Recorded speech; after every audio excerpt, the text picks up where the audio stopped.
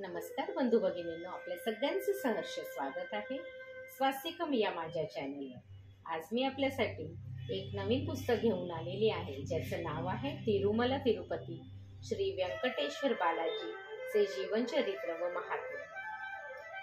आज मी आपल्या सगळ्यांसाठी आपल्या सगळ्यांचेच लाडके दैवत असे श्री बालाजी यांचं चरित्र कथन घेऊन आलेली आहे। तरी आपण सगळ्यांनी हे श्रवण करावं आणि आपल्याला जर माझे व्हिडिओ खरंच आवडत असतील तर आपण माझ्या चॅनलला सबस्क्राईब करा, माझ्या व्हिडिओला लाईक करा आणि कमेंटमध्ये गोविंदा गोविंदा लिहायला विसरू नका।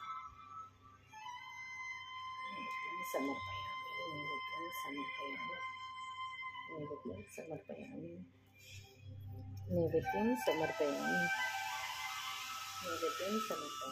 हे तिरुपती बालाजी, तुझं चरित्र माझ्याकडून कथन होऊ दे, हीच तुझ्या चरणी प्रार्थना।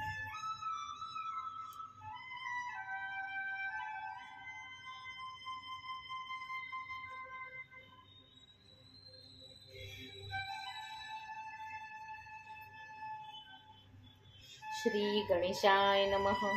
श्री सरस्वतीभ्यो नमः।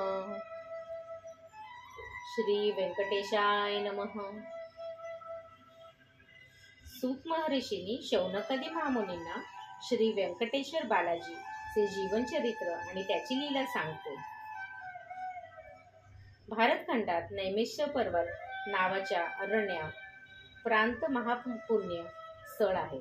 तेथे दरवर्षी महर्षी तथा महामुनिजन तपस्या करीत असतात। श्री वेदव्यास यांनी रचलेली 18 पुराणे सूत महर्षींनी शौनकादी महामुनींना कथित केली।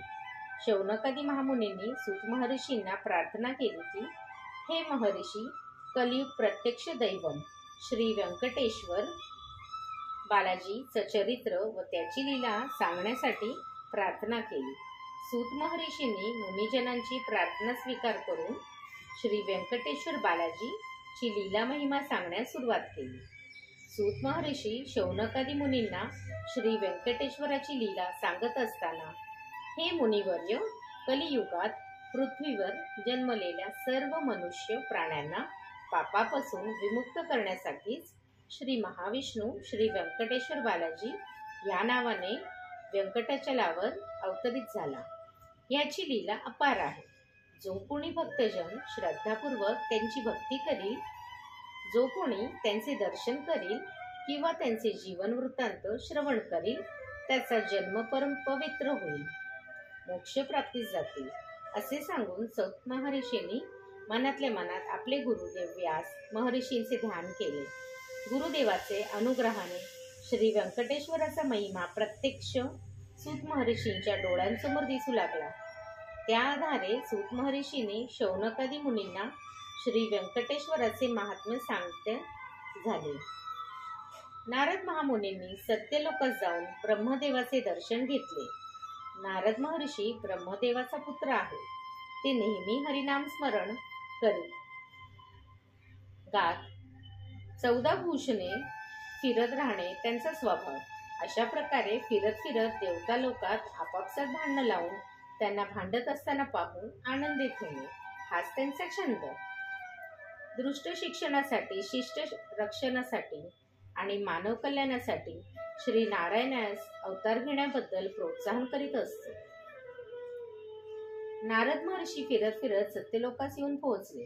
त्यावेळी ब्रह्मदेव सिंहासनावर विराजित होते। बाजूला सरस्वती देवी मधुर स्वरात वीणा वादन करीत होती।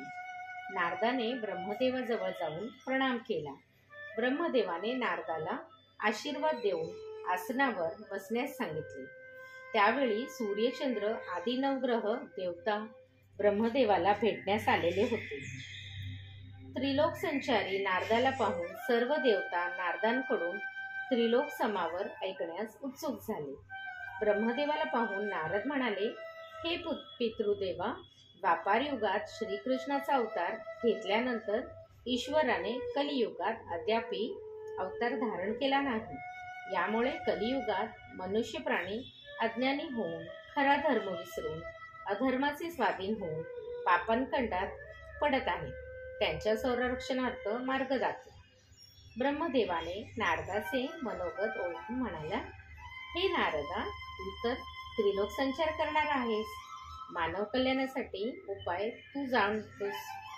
तुम्ही नुसत्या संकल्प मात्राने कितीतरी महान कार्य केले. तूच असा कोणता तरी उपाय शोधून काढ की ज्याने मानव कल्याणासाठी श्री महाविष्णू अवतार धारण करतील. त्यामुळे तुझी कीर्ती पाहून कलियुगांचा उद्धार होईल. ब्रह्मदेवाचे बोलणे ऐकून मनात विचार करीत तो तेथून निघाला. नारदाचे या महान कार्य पाहून इंद्रादी देवता आनंदित झाले.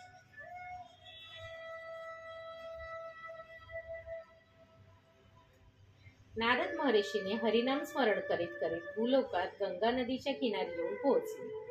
गंगा नदीच्या किनाऱ्यावर कश्यप महामुनी इत्यादी मुनी लोकांनी लोककल्याणार्थ महायज्ञ करीत होते. नारद महर्षींनी तिथे जाऊन महायज्ञ करीत असलेल्या महामुनींना पाहून संतुष्ट झाले. महामुनींनी नारदाचे येणे पाहून त्यांचा आदर सत्कार केला. मुनी लोक आपण करीत असलेल्या महायज्ञाविषयी नारदाला खुलासा करून सांगितले. नारद परमानंदित झाले व त्याला शंका येऊन ते म्हणाले, हे मुनिवर्य, आपण लोक कल्याणार्थ महायज्ञ करीत आहात, हे चांगलेच आहे. पण या यज्ञाचं फळ भोगता कोण आहे? त्रिमूर्तीपैकी कोणाला या यज्ञाचे फळ देता? मुनीच्या तोंडातून शब्द निघाले नाहीत. आपापसात विचार करीत नारदाला पाहू लागले. तेव्हा नारद म्हणाले, उगीच विचार करू नका. केलेले यज्ञ फुकट जाईल. त्यासाठी तुम्ही अगोदर विचार करा की ब्रह्मा, विष्णू, महेशात सत्वगुणी आणि शांत स्वभावाचा कोण आहे?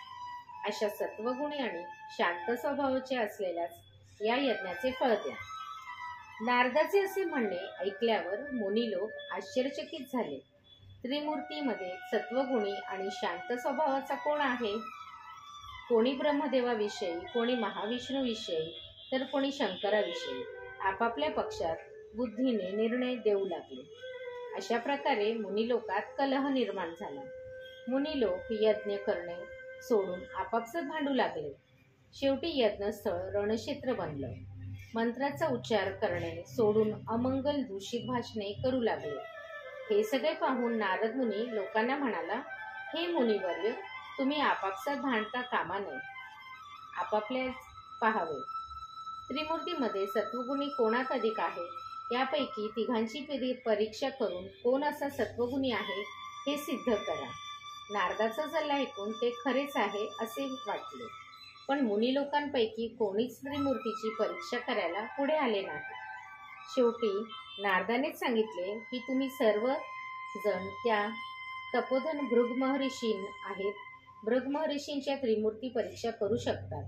भृग महर्षीलाच त्रिमूर्तीची परीक्षा घेण्यासाठी मोठे केले आहे. भृग महर्षी नारदाच्या सांगण्याप्रमाणे त्रिमूर्तीची परीक्षा करण्यासाठी निघाले. नारद मनातल्या मनात आनंदित होऊन हसले. आता भृग महर्षींचा अहंभाव कमी होईल. गोविंदा गोविंदा श्री व्यंकटेशाय वर्णमस्तु.